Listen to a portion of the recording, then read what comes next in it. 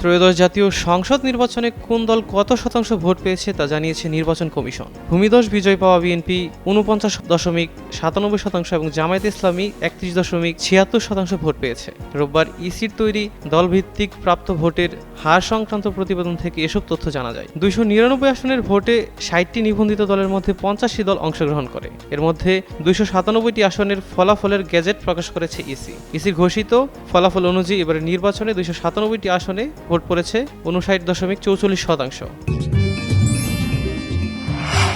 আমার authentic Brazilian coffee.